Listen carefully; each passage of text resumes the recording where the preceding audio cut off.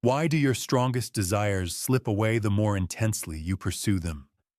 Why does love elude those who long for it, while success only arrives when you stop caring? Today, through the cold and calculating eyes of the ocean, we will uncover a harsh truth. You chase after the world like a beggar when you should rule it like a prince. Let go to gain, not to lose, and listen carefully, for my words may offend the refined soul. You fail not because you lack intelligence or opportunity. You fail because you cling on like a child tightly holding a toy they fear losing. You grasp your ambitions, desires, people, and reputation with trembling fingers and white knuckles, fueled by anxiety and thirst, and in that fear, you reveal your deepest weakness: attachment. A person who is attached is someone signaling a lack. Their need is written on their face, heard in their voice, manifested in every aspect of their life. Understand this clearly. The world, like a lion, senses desperation before it strikes. People flee from need. They repel it, even if they do not admit it. You thirst for success, so you worship it, chase after it, plead for it to acknowledge you. And in doing so, you become a beggar. Kneeling before a throne you should have built yourself. You love a woman, so you show her your heart. Wait for her to open the door, respond to every call, and like a deer sensing the breath of a hunter, she runs away. Not because she does not desire you, but because she feels you desire her too much. The truth is harsh, but I do not offer comfort. I offer clarity. Attachment weakens the mind, clouds judgment, makes you emotional when you should be calculating. A ruler cannot govern if they are ruled by desire. A strategist cannot win if their heart trembles before the game begins. In your obsession with outcomes, you reveal that you are not ready to lose, and that is precisely why you cannot win. The strongest person is not the one who loves nothing, but the one who can walk away from anything. To walk away does not mean to stop caring. It means to understand that your desire is not sacred. It is a lever that others will pull if you do not cut the rope first. You must learn to want while remaining unflappable. You must learn to pursue without revealing your thirst. You must be like a face, quiet, cunning, indifferent to the prize until it is already in your mouth. When you are attached, you give your enemies a weapon. They know you cannot let go. They know what you fear losing, and with that knowledge, they do not need armies. They only need patience. They will make you crawl. They will make you dance for crumbs. The beggar asks for mercy. Wolves do not chase the beggar in panic, and power does not come to those who display their neediness. You see, when you are not attached, the world cannot manipulate you. No one can tempt you with what you do not desire, and no one can control you with promises. You become unmanageable, and that is the beginning of freedom.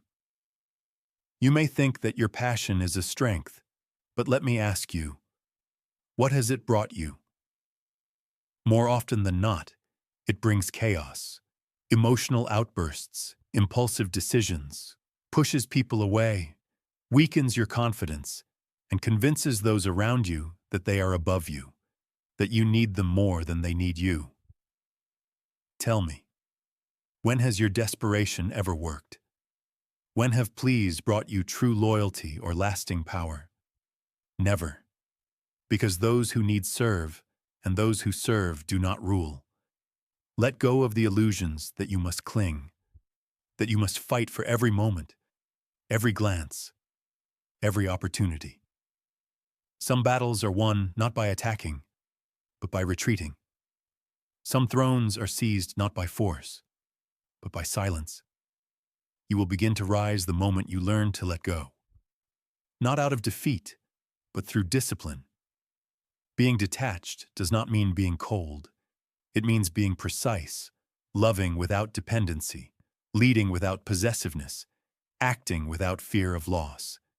If you cannot do this, you will remain a servant to your desires, a slave to outcomes you cannot control, an actor in a play where others write the final act, because attachment, dear listener, is a weakness. Not in poetry, but in reality. And reality does not reward weakness, it consumes it. Do not be deceived by the noise of the desperate. The loudest voice in the room is often the weakest. The one who pleads, explains, justifies, is already beneath the one who remains silent. True strength is quiet. It does not shout, does not publish, does not beg. It is felt. It is known. And the person who understands this world possesses something far greater than charm, persuasion, or brute force. They possess indifference. You have been taught all your life to care, to show your feelings, to prove yourself. Yet the more you care, the more you show, the less you are respected. This is not a contradiction. It is a law. The more you show that you need something, the more the world believes you do not deserve it. Thus, power does not belong to those who strive to impress. It belongs to those who simply do not try. Understand this indifference. It is not ignorance. It is not laziness. It is a weapon. It is control disguised as distance. The indifferent instill fear because they cannot be manipulated. They cannot be provoked. They cannot be seduced.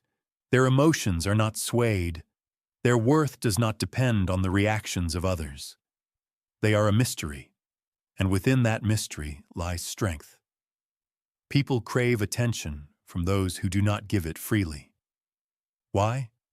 Because we are wired to pursue what we cannot easily obtain. When you become too available, you become mundane, and what is mundane is cheap.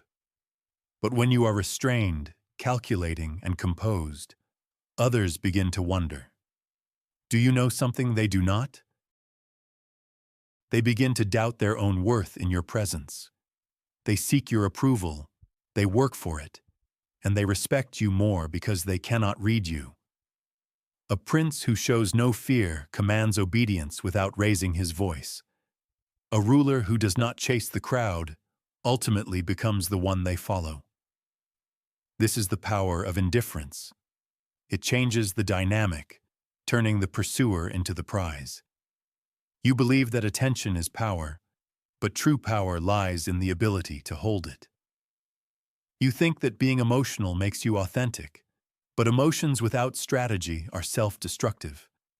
Every outburst, every argument, every anxious remark is a leak of control.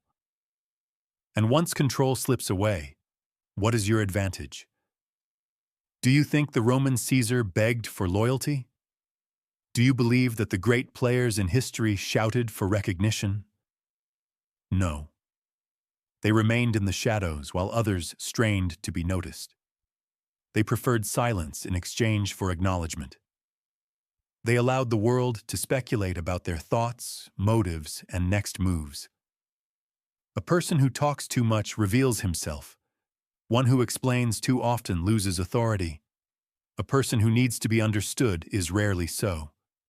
But a person who is indifferent becomes a mirror onto which others project. They perceive his silence as confidence. They consider his coldness as depth. They assign him meanings he never articulated. It is not about being unfeeling. It is about being unattainable. You feel emotions, but you do not act on them like a fool. You observe your opponents, but you do not react like a pawn. You strive for success, but you never show despair. This is what makes you dangerous.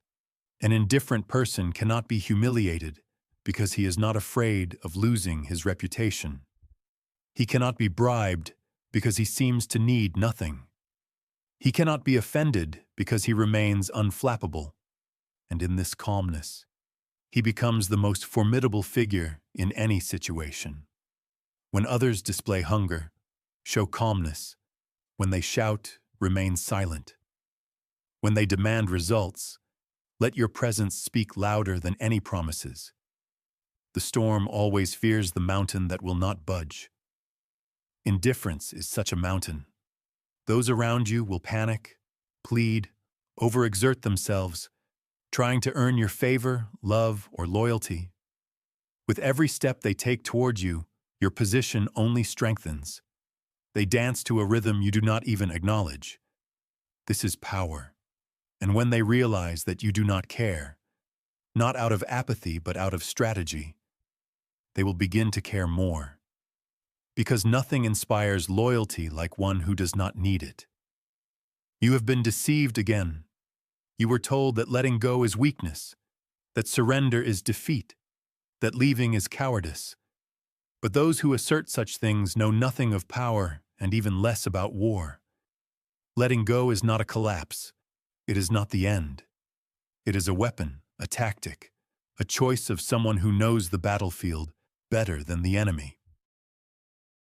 It is easy to imagine power as a clenched fist, tense, aggressive, dominating, but sometimes true strength lies in an open palm, one that holds nothing but controls everything.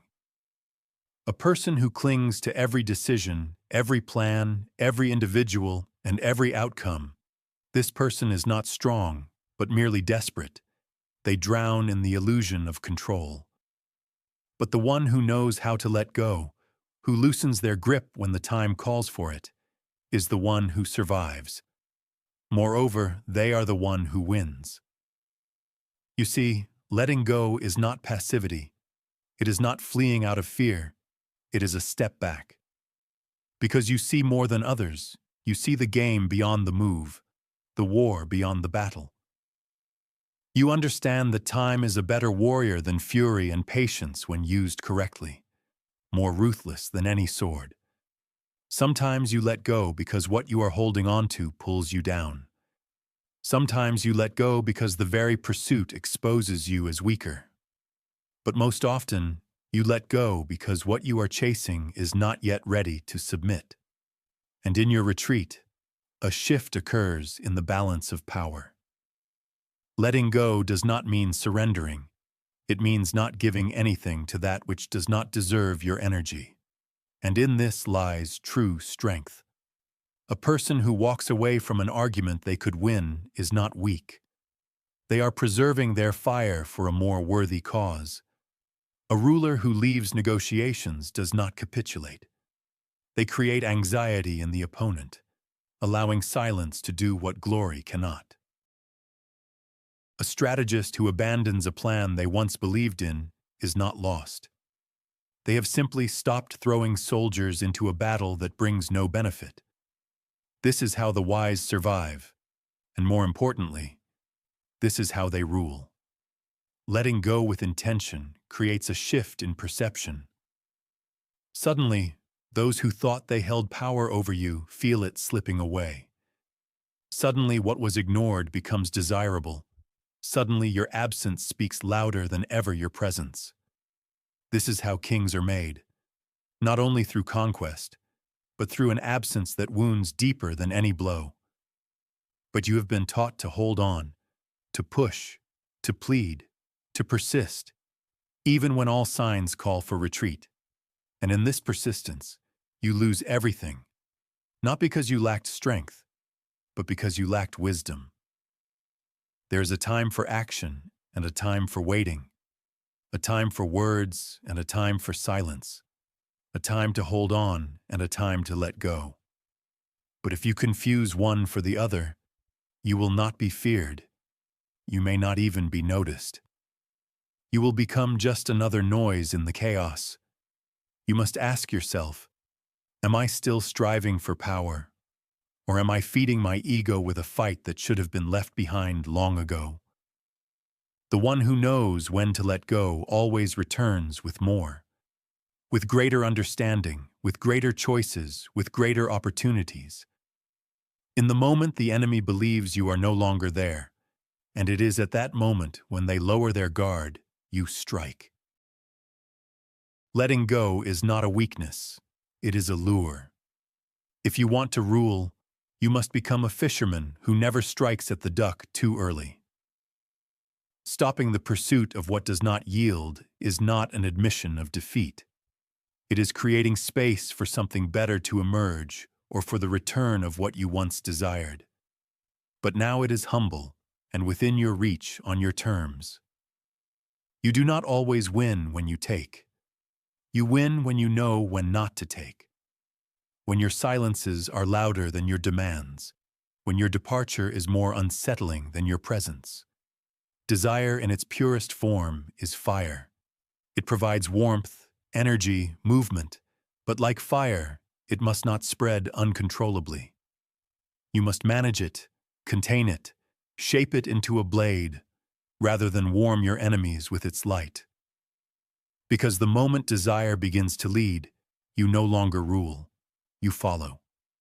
And a person who blindly follows their desire is not a leader. They are a pawn, a child, and a burden. The greatest victories in history were not achieved by those who were consumed by their passions, but by those who learned to use them as tools, playing them skillfully and never louder than necessary. You may desire wealth, power, love, conquests. There is nothing shameful in that. The shame lies in needing. The shame lies in tailoring your strategies to your impulses, instead of using your impulses to refine them. When you allow desire to control you, your enemies do not need to defeat you. You will destroy yourself. You will yield too soon.